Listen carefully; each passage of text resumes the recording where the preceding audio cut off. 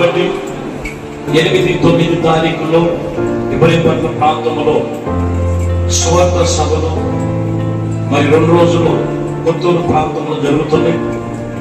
మేమందరము కలిసి అక్కడ ఉంటాం. కాబట్టి మరి ఈ యొక్క కార్యక్రమాన్ని వీక్షిస్తున్న మిమ్మల్ని అందరినీ కూడా ప్రేమపూర్వకంగా ఆహ్వానం తెలియజేస్తున్నాం.